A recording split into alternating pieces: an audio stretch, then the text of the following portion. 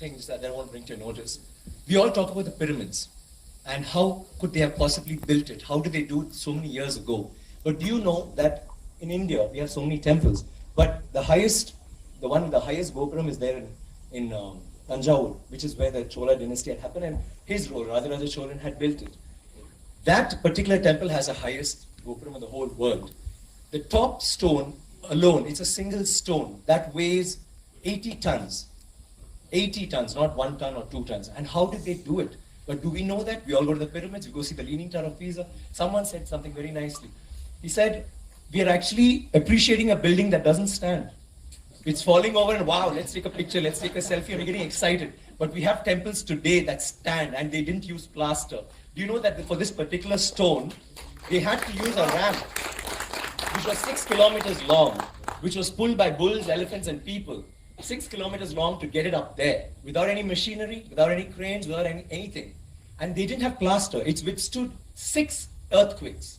You know what happens when an earthquake comes? Without plaster.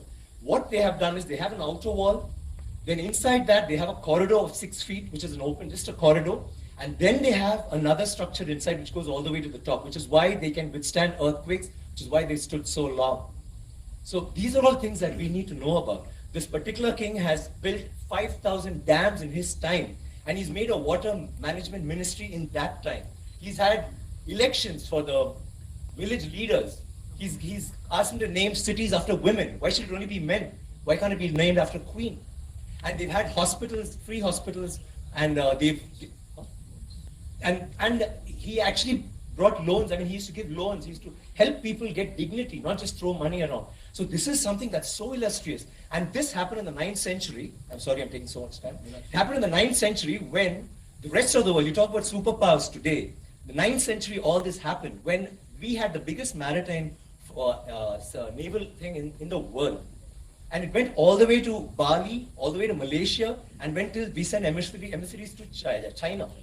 And you know what was the superpower doing then? America hadn't been discovered by Columbus till 500 years later. So think about our culture, think about how advanced we were. We need to be proud of this. It's nothing to do with North India, South India, West India, East. It is, we are Indians. And we need to be proud of that. England is so illustrious, but England were invaded by the Vikings, and Europe was in the dark ages during the 9th century. They had nothing going on. So don't you think we should celebrate history? Thank you. Keep water, please.